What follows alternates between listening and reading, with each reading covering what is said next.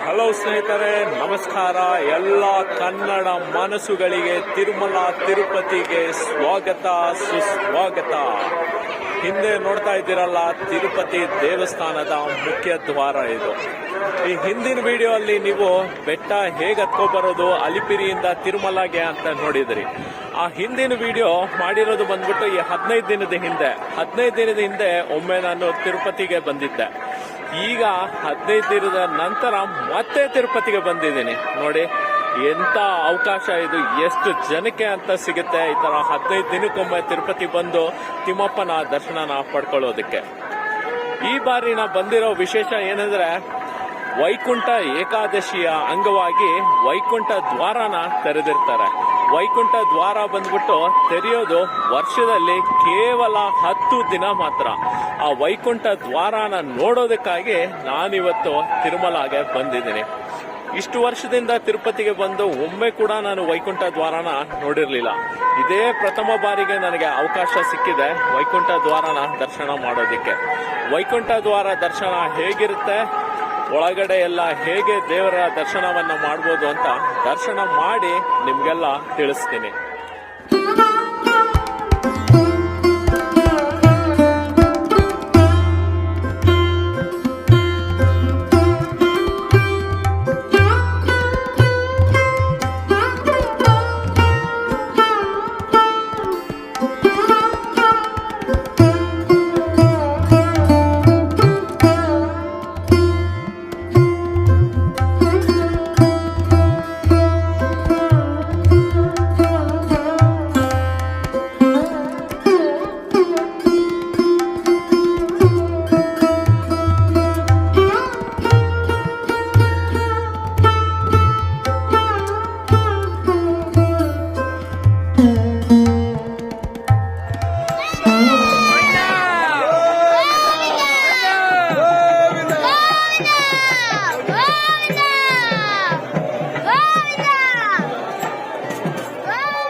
ಸ್ನೇಹಿತರೆ, ಹಿಂದೆ ಇಲ್ಲಿ ರಸ್ತೆ ಏನ್ ನೋಡ್ತಾ ಇದ್ದೀರಲ್ಲ, ಇದು ಬಂದ್ಬಿಟ್ಟು ಮಠ ರಸ್ತೆ ಅಂತ ಹೇಳ್ತಾರೆ. ಈ ಬ್ರಹ್ಮೋತ್ಸವ ನಡೆಯುತ್ತಲ್ಲ ತಿರುಪತಿಯಲ್ಲಿ, ಬ್ರಹ್ಮೋತ್ಸವ ನಡೆದಾಗ ಆ ದೇವರ ಮೆರವಣಿಗೆ ಬಂದ್ಬಿಟ್ಟು ಇದೇ ರಸ್ತೆಯಲ್ಲೇ ಸಾಗೋದು. ಈ ರಸ್ತೆ ಬಂದ್ಬಿಟ್ಟು ನಮ್ಗೆ ಗರ್ಭಗುಡಿ ಏನಿದೆಯಲ್ಲ, ಆ ಗರ್ಭಗುಡಿಗೆ 4 ಕಡೆ ಕೂಡ ಇದೇ ರಸ್ತೆ ಇದೆ. ಬ್ರಹ್ಮೋತ್ಸವ ನಡೆದಾಗ ನೋಡಿ, ಇಲ್ಲೆಲ್ಲ ಜಾಗ ಇದೆಯಲ್ಲ, ಇದೆಲ್ಲ ಜನಗಳು ಕೂತ್ಕೊಳ್ಳೋದಕ್ಕಾಗಿ ವ್ಯವಸ್ಥೆ ಮಾಡಿರೋದು.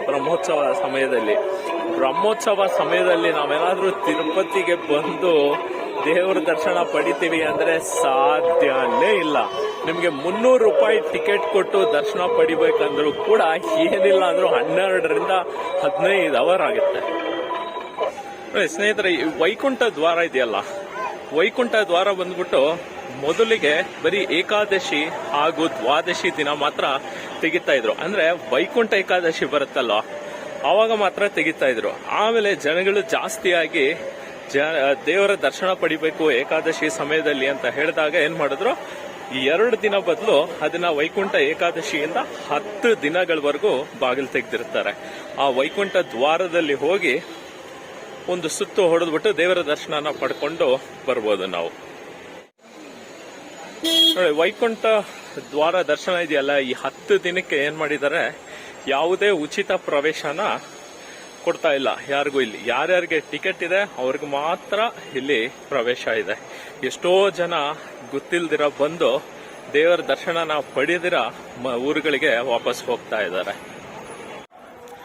ನೋಡಿ, ಈಗ ಕ್ಯೂಗೆ ಎಂಟರ್ ಆಗ್ತಾ ಇದ್ದೀನಿ. ಈಗ ಸಮಯ ಬಂದ್ಬಿಟ್ಟು 3 ಗಂಟೆ. ದರ್ಶನಕ್ಕೆ ಅಂದಾಜು ಏನಿಲ್ಲ ಅಂದ್ರೂ 4ರಿಂದ 5 ಅವರ್ ಆಗುತ್ತೆ ಅಂತ ಹೇಳ್ತಾ ಇದ್ದಾರೆ. ನೋಡೋಣ ಕ್ಯೂ ಅಲ್ಲಿ ನಿಂತ್ಕೊಂಡು ದರ್ಶನಕ್ಕೆ ಎಷ್ಟು ಸಮಯ ತಗೊಳುತ್ತೆ ಅಂತ.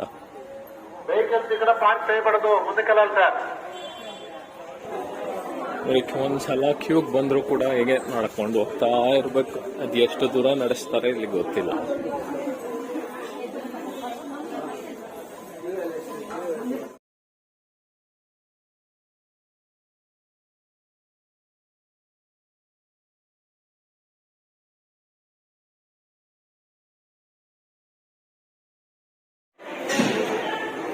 ನೋಡಿ, ನೀವು ದರ್ಶನಕ್ಕೆ ಬರುವಾಗ ಮೊಬೈಲ್ ಫೋನ್ ಏನಾದರೂ ತಗೊಬಂದು ನಿಮ್ಮ ಲಗೇಜ್ ಏನಾದರೂ ಇದ್ರೆ ಇಲ್ಲಿ ಕೌಂಟರ್ ಇದೆ, ಇಲ್ಲಿ ಇದನ್ನ ಹ್ಯಾಂಡ್ ಓವರ್ ಮಾಡಬಹುದು. ದರ್ಶನ ಆದ್ಮೇಲೆ ದೇವಸ್ಥಾನದ ಎದುರುಗಡೆ ನೀವು ಹೋಗಿ ಇದನ್ನೆಲ್ಲ ಕಲೆಕ್ಟ್ ಮಾಡಬಹುದು. A few hours later. Govinda Govinda ಸತತ 6 ಗಂಟೆಗಳ ಕಾಲ ಕ್ಯೂ ಅಲ್ಲಿ ನಿಂತು ಅದ್ಭುತವಾದ ದೇವರ ದರ್ಶನ ಆಯ್ತು. 6 ಗಂಟೆ ಕಾಲ ಕ್ಯೂ ಅಲ್ಲಿ ನಿಂತು ಸಾಕಾಗ್ಬಿಟ್ಟಿದೆ. ಒಂದೇನಂದ್ರೆ 6 ಗಂಟೆ ಕಾಲ ಕ್ಯೂ ಅಂದ್ರೆ ತಿರುಪತಿಯಲ್ಲಿ ಕ್ಯೂ ಅಲ್ಲಿ ನಿಲ್ಸೋದಿಲ್ಲ. ಇಲ್ಲಿ ಕಂಪಾರ್ಟ್ಮೆಂಟ್ ಅಂತ ದೊಡ್ಡ ದೊಡ್ಡ ಹಾಲ್ಗಳಿದೆ, ಸುಮಾರು 200 ಜನ ಕೂತ್ಕೋಬಹುದು. ಆ 200 ಜನ ಕೂತ್ಕೊಳ್ಳೋ ಹಾಲಲ್ಲಿ ಕೂಡಕ್ ಬಿಡ್ತಾರೆ. ನಮಗೆ ನೋಡಿ, ನಾನು 3 ಗಂಟೆಗೆ ದರ್ಶನಕ್ಕೆ ಕ್ಯೂ ಅಲ್ಲಿ ನಿಂತಿದ್ದು, ದರ್ಶನ ಸಿಕ್ಕಿದ್ದು 9:30. ಅದರಲ್ಲಿ 4.25 ಅವರ್ ಕಂಪಾರ್ಟ್ಮೆಂಟ್ ಅಲ್ಲೇ ಕೂಡಕ್ ಬಿಡ್ತಾರೆ. ಕಂಪಾರ್ಟ್ಮೆಂಟ್ ಅಲ್ಲಿ ಕೂಡಾಕ್ಬಿಟ್ಟು ಅಲ್ಲಿ ಏನೇನು ಊಟ ತಿಂಡಿ ಹಾಲು ವ್ಯವಸ್ಥೆ ಎಲ್ಲ ಮಾಡ್ತಾರೆ. ಒಂದೊಂದು ಅವರ್ಗೆ ಒಂದೊಂದು ಐಟಮ್ ನಮಗ್ ಬರ್ತಾ ಇತ್ತು. ಹೋಗಿದ ತಕ್ಷಣ ಅನ್ನ ಸಾರು ಪುಳಿಯೋಗರೆ, ಅದಾದ್ಮೇಲೆ ಕಳ್ಳೆಕಾಳು ಉಸ್ಲಿ, ಅದಾದ್ಮೇಲೆ ಹಾಲು, ಅದಾದ್ಮೇಲೆ ಮತ್ತೆ ಪುಳಿಯೋಗರೆ, ಹಾಗೆ ಒಂದೊಂದು ಅವರ್ಗೆ ಒಂದೊಂದು ಐಟಮ್ ಕೊಡ್ತಾ ಇದ್ರು ಅಲ್ಲಿ. ಇನ್ನು ದೇವಸ್ಥಾನದಲ್ಲಿ ಅಲಂಕಾರ ಹೇಗ್ ಮಾಡಿದ್ರು ಅಂತ ಹೇಳೋದಕ್ಕೆ 2 ಮಾತು ಸಾಲಲ್ಲ. ಇಲ್ಲಿ ದೇವಸ್ಥಾನದ ಮುಖ್ಯ ದ್ವಾರ ಒಳಗ್ ಪ್ರವೇಶಿಸಿದ್ದೆ ನಾವು ಮೇಲೆಲ್ಲ ಹೂವ ಹಾಗೂ ಬೆಳಕಿನ ಅಲಂಕಾರ, ಫುಲ್ಲು ಸೇಬಿದೆಯಲ್ಲ, ಸೇಬಿನ ಗೊಂಚಲುಗಳೇ ತಗಲಾಕ್ಬಿಟ್ಟಿದ್ರು ಮುಖ್ಯ ದ್ವಾರದಲ್ಲಿ. ಹಾಗೆ ಮುಖ್ಯ ದ್ವಾರದಿಂದ ಒಳಗೆ ಹೋದ್ರೆ ಅಂತೂ ಇನ್ನೂ ಹೂವಿನ ಅಲಂಕಾರ ಅದ್ಭುತವಾಗಿತ್ತು.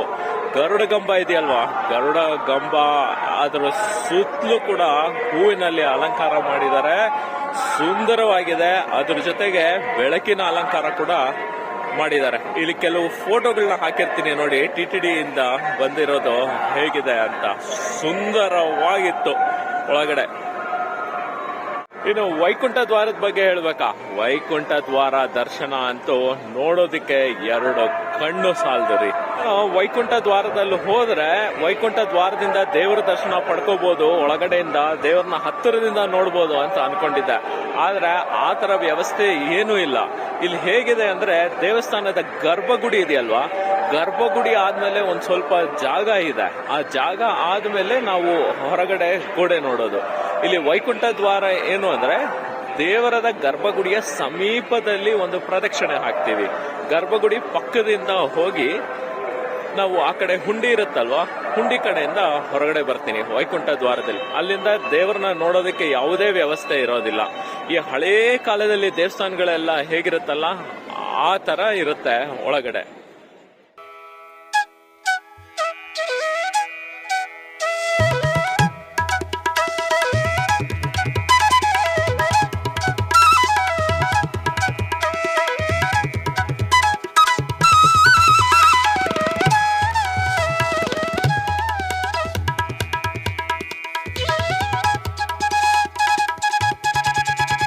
ನೋಡಿ, 6 ಗಂಟೆ ಕ್ಯೂ ಅಲ್ಲಿ ನಿಂತ್ಕೊಂಡು ದೇವರ ದರ್ಶನ ಪಡಿಬೇಕಂದ್ರೆ ಸಾಕಾಗ್ಬಿಟ್ಟಿರತ್ತೆ. ಯಾಕಪ್ಪ ಬೇಕು ಇಷ್ಟೆಲ್ಲ ಕಷ್ಟಪಟ್ಟು ಬರ್ಬೇಕಾ, ಮನೆ ಹತ್ರನೇ ಯಾವ್ದೋ ದೇವಸ್ಥಾನಕ್ಕೆ ಹೋಗ್ಬೋದು ಅಂತ ಅನ್ಸುತ್ತೆ. ಆದ್ರೆ ಒಂದು ಸಲ ಹೋಗಿ ಆ ದೇವರ ದರ್ಶನ ಪಡಿತೀವಲ್ಲ, ಆಗ ನಮ್ಮಲ್ಲಿರೋ ಪ್ರಶ್ನೆಗಳಿಗೆಲ್ಲ 1 ಸೆಕೆಂಡ್ ಅಲ್ಲಿ ಉತ್ತರ ಸಿಕ್ಬಿಡುತ್ತೆ.